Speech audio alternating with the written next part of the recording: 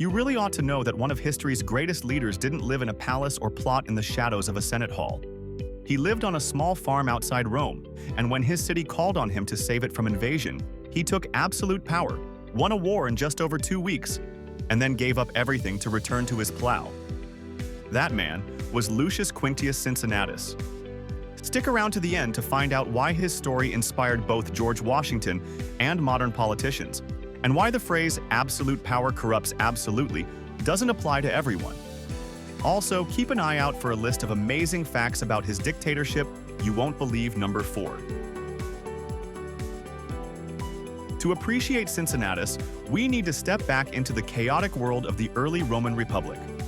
The monarchy had been overthrown barely a generation earlier, and Rome was experimenting with a government that distributed power among different offices: 2 consuls, a senate of patrician nobles, and various popular assemblies. The Romans believed deeply in shared power, but they also recognized that emergencies required quick, decisive action. They created a position called the dictator for those moments when Rome faced a crisis so grave that it couldn't afford debate. Unlike the tyrants who would later twist the term, a Roman dictator was a temporary magistrate appointed by the Senate and the consuls. He held absolute authority to command the military and govern the state, but his tenure lasted only as long as the crisis, or 6 months at the most. The idea was to give one person all the tools needed to handle a danger quickly and then return to normalcy before power could corrupt. The system was a bit like pressing the emergency brake on a train. You pull it only in a dire situation and then release it as soon as possible. Enter Cincinnatus. Born around 519 BCE into the patrician Quinctius clan, he was part of Rome's elite. Yet by the time his city turned to him for help, he had retired from politics. Earlier in his career, he had served as consul and took part in quelling a plebeian uprising. His son Caeso, however, was accused of violence against commoners and fled Rome. When Caeso was condemned, Cincinnatus had to pay a hefty fine. According to tradition, this financial blow forced him to sell much of his land and retreat from public life. He moved out of Rome to a modest farm west of the city and, like many retired politicians, traded lawmaking for livestock. Whether the details of his poverty are embellished or not, the image of Cincinnatus behind a plow resonated with Romans.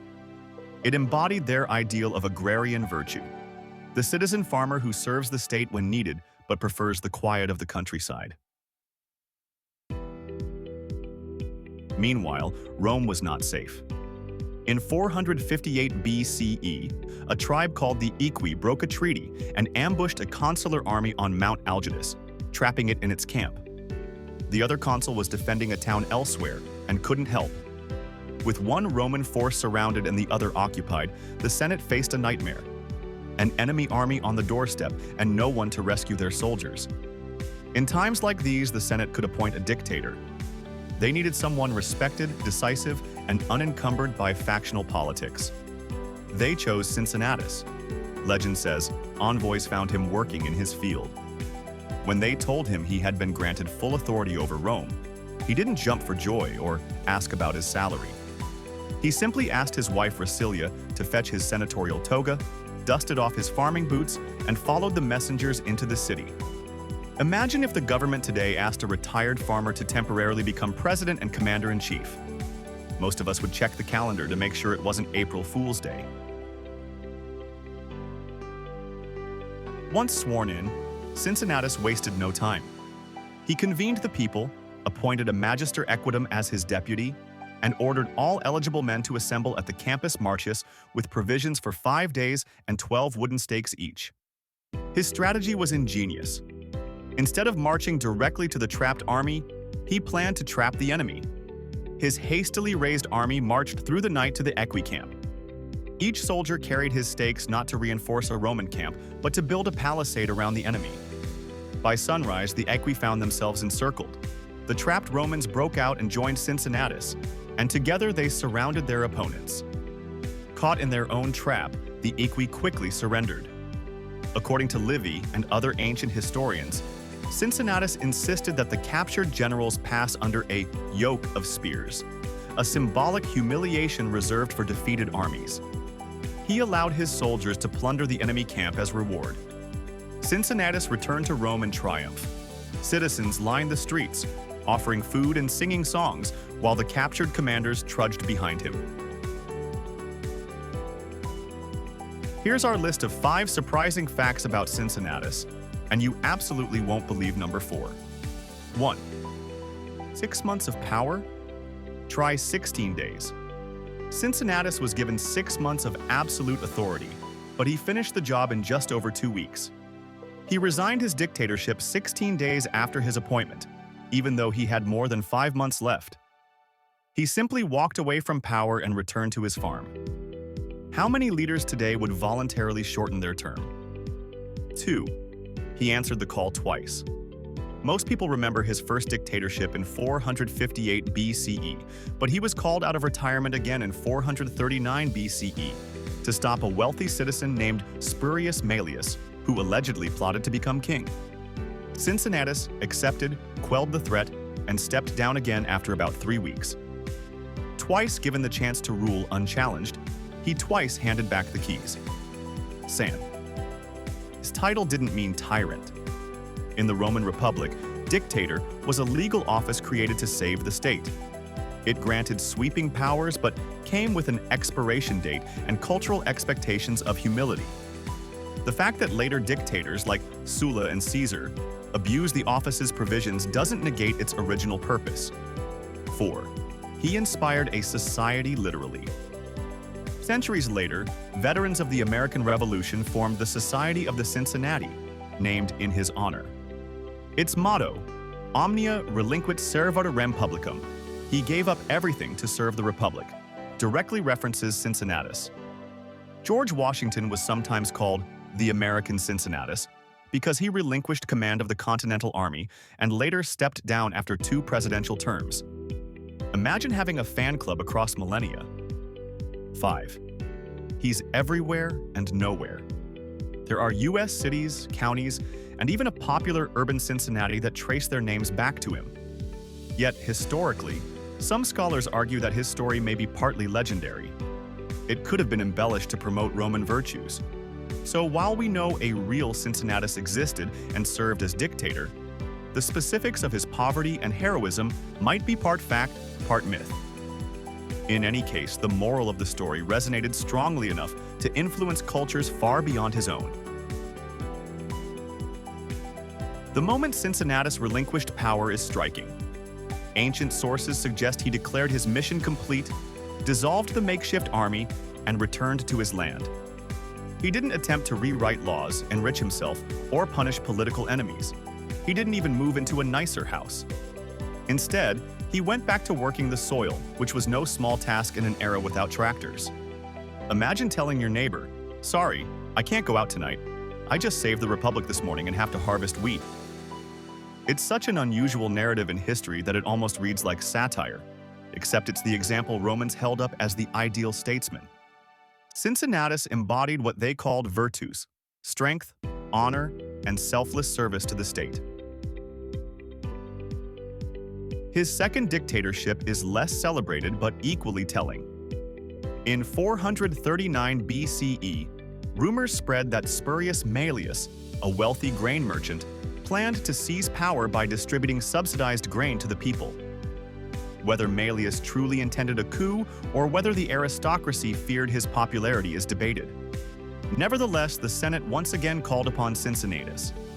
Now in his 80s, he accepted.